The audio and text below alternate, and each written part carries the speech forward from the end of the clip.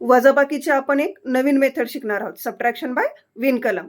चला तर पाहूया ही मेथड कशा पद्धतीने सोडवली जाते. 84 लेस 28. तर पहा 4 मधून 8 जातात का? नाही. तर आपण उलट करायचं त्याच्या. 8 मधून 4 गेले, 4 राहिले. जर उलट वजाबाकी केली तर त्याच्यावरती बार द्यायचा. ओके. दे.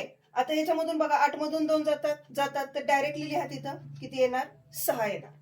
आता पहा 4 चा फ्रेंड्स म्हणजेच काय? ही संख्या आपल्याला 10 मधून वजा करायची. जर सलग 12 असतील तर अलीकडला अंक 9 मधून वजा करायचा असतो. म्हणजेच पहा आता 4 वरती 12 आहे म्हणजे 10 मधून 4 गेले 6 आणि अलीकडला जो अंक आहे तो 1 न कमी करायचा. Means answer is 56. Means 84 less 28 answer is 56. त्याच पद्धतीने हे एक्झाम्पल पाहूया आपण. आता इथं पण बघा 4 मधून 8 जातं का? नाही. मग 8 मधून 4 गेले, 4 राहिले. उलट जर वजाबाकी केली तर बार द्यायचा.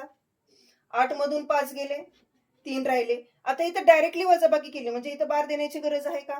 नाही. आता इथं पण बघा 7 मधून 3 गेले, 4 राहिले.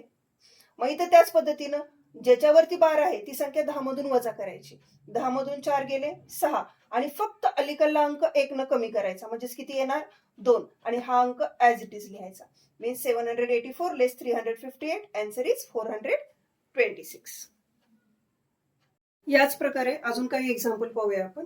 आता इथं पहा 8432 लेस 4563.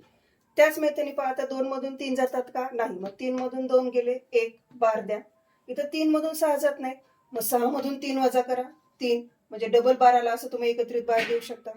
4 मधून 5 जात नाहीत. उलट केलं, उलट वजाबाकी केली की बार द्यायचा. 5 मधून 4 गेले, 1 राहिले. इथं आला बार. 8 मधून 4 गेले, 4 राहिले. आता इथं बघा कशा पद्धतीने सोडवायचं. आपण मग अशी फक्त एकाच संख्येवरती बार होता त्यामुळे फक्त 10चा बेस वापरला म्हणजे 10 मधून वजा केले. आता इथं सलग 3 संख्येवरती बार आहे. मग काय करायचं? इथं 10 मधून 1 वजा केले, किती राहिले? 9.